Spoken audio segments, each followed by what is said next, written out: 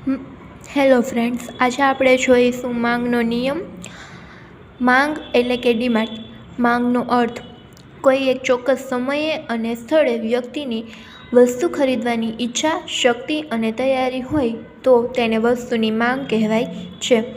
કોઈ માંગ માટે અસર કરતા મુખ્ય પરિબળો તો કે વ્યક્તિની અભિરુચિ અને પસંદગી, આવક, અવેજી વસ્તુની કિંમત, પૂરક વસ્તુની કિંમત, ભવિષ્યની કિંમત અંગેની અટકળો, વસ્તી અને વયજૂથનું પ્રમાણ, ટેકનોલોજી, સરકારની નીતિ, ફેશન, ટેવ વગેરે પરિબળો અસર કરે છે. હવે માંગ એમાં જોઈએ તો એક વ્યક્તિગત માંગ અને એક બજાર માંગ. વ્યક્તિગત માંગ કોને કહેવાય? તો કે ચોક્કસ સમય દરમિયાન કોઈ એક વ્યક્તિ દ્વારા બજારમાં જુદી જુદી કિંમતે થતી વસ્તુની માંગ એટલે કે વ્યક્તિગત માંગ. હવે બજાર માંગ તો કે જે આ વ્યક્તિઓ દ્વારા જે જુદી જુદી કિંમતે થતી વસ્તુની માંગ છે એના બધાના સરવાળાને શું કહેવાય છે? તો કે બજાર માંગ. એની વ્યાખ્યા કંઈક આ રીતની છે કે બજારમાં તમામ વ્યક્તિઓ એટલે કે ગ્રાહકો દ્વારા જુદી જુદી કિંમતે થતી માંગના સરવાળાને બજાર માંગ કહેવાય છે. વસ્તુને માંગને અસર કરતા પરિબળોમાં કિંમત એ અગત્યનું પરિબળ છે. આપણે જોઈએ તો કોઈ પણ ઘટનાને બનવા માટે એના બે હોય પરિબળો, એક તો કારણ અને બીજું છે પરિણામ. આ કારણ અને પરિણામ હોય તો જ ગમે તે ઘટના છે એ શક્ય બને.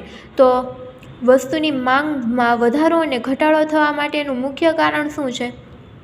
તો કે કિંમત. જો કિંમત વધે તો માંગ ઘટે, કિંમત ઘટે તો માંગ વધે. માંગનો નિયમ આલ્ફ્રેડ માર્શલે રજૂ કર્યો છે. માંગનો નિયમ એ કોણે રજૂ કર્યો છે? તો કે આલ્ફ્રેડ માર્શલે. એ કંઈક આ રીતનો છે કે જો અન્ય પરિબળો યથાવત રહે તો વસ્તુની કિંમત ઘટતા વસ્તુની માંગનું વિસ્તરણ થાય છે, અને જો અન્ય પરિબળો સ્થિર રહે અને વસ્તુની કિંમત વધે ને તો વસ્તુની માંગનું સંકોચન થાય છે. આમ વસ્તુની કિંમત અને માંગ વચ્ચે વ્યસ્ત સંબંધ જોવા મળે છે. અહીં કિંમતમાં થતો ફેરફાર એ કારણ છે અને માંગમાં થતો ફેરફાર એ તેનું પરિણામ છે. એટલે કે કિંમત કારણ અને માંગ એ પરિણામ છે.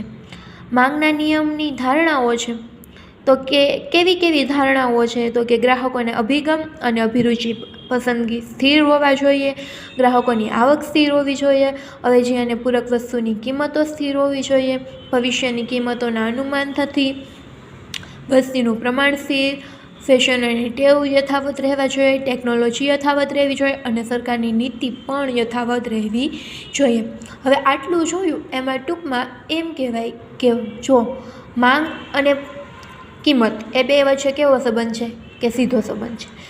માંગ વધે તો કિંમત વધે તો માંગ ઘટે, અને કિંમત ઘટે તો માંગ વધે. એટલે એ બે વચ્ચે કેવો સંબંધ છે? વ્યસ્ત. આપણે કિંમત માંગને આપણે આકૃતિ દ્વારા સમજીએ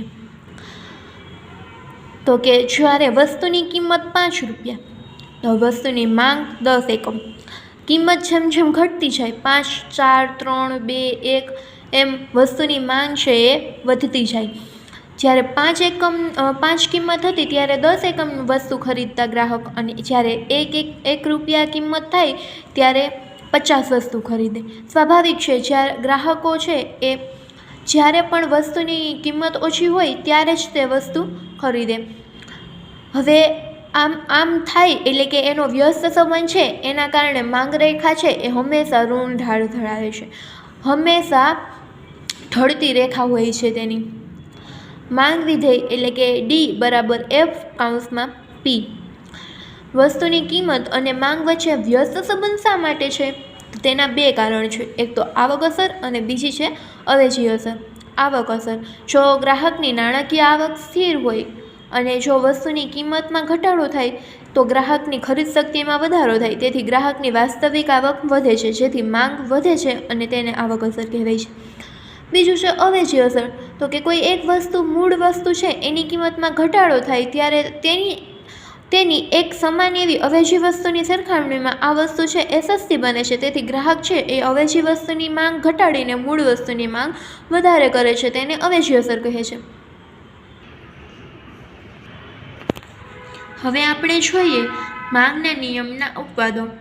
માંગના નિયમમાં કેટલાક પ્રકારના ઉપવાદો છે, જેમ કે પ્રતીક્ષા મૂલ્ય ધરાવતી વસ્તુઓ, અત્યંત સસ્તી વસ્તુ, નીચી ગુણવત્તા ધરાવતી વસ્તુઓ, ઇમરજન્સી, ગ્રાહકની ધારણા, બ્રાન્ડ ઇમેજ અને અલભ્ય વસ્તુઓ.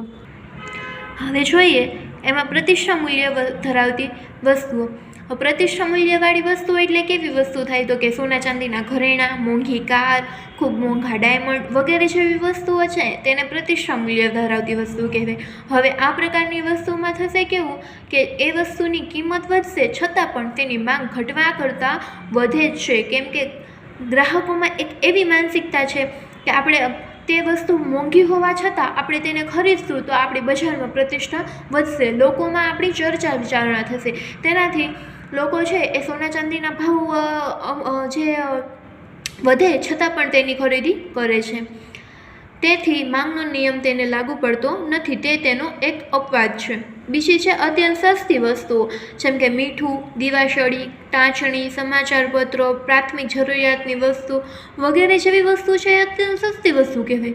જેમ કે મીઠું છે તો હવે આપણે મીઠું ખરીદશી, હવે એની કિંમત વધશે તો પણ આપણે મીઠું તો જોઈશે જ, અને જો તેની કિંમત ઘટશે છતાં પણ મીઠું જોતું હશે એટલું જ જોઈશે, એથી વધારે આપણે જોશે નહીં. તો આપણે તેનો સંગ્રહ તો કરી જ નથી શકવાના, કેમ કે મીઠું છે. પછી છે દીવાસળી, ટાંચણી વગેરે જેવી વસ્તુ છે એની કિંમત વધે કે ઘટે પણ તેની માંગ પર કંઈ જ અસર થતી નથી, તેથી તે પણ માંગના નિયમનો અપવાદ ગણાય છે.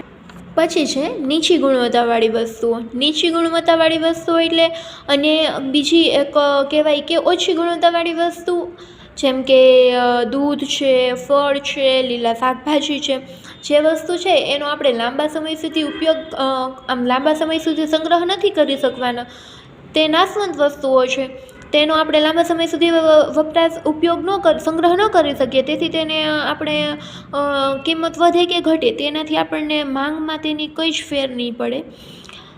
કિંમત વધે છતાં પણ માંગ તેટલી જ રહેશે, કિંમત ઘટે છતાં પણ માંગ એ જ રહેશે. ઇમરજન્સી છે, ગ્રાહકની ધારણા, બ્રાન્ડ ઇમેજ, અલભ્ય વસ્તુ, આ બધી જ વસ્તુઓ એવા પ્રકારની વસ્તુ છે કે જેની કિંમત વધે કે ઘટે પરંતુ તેની માંગ પર કંઈ જ અસર થશે નહીં. એ જેટલી માંગ થતી હશે એટલી જ માંગ એની થવાની છે. માટે કિંમત વધે અને માંગ ઘટે અને કિંમત ઘટે અને માંગ વધે એ નિયમ અહીંયા લાગુ પડતો નથી, તેથી તેને અપવાદ કહેવામાં આવે છે. હવે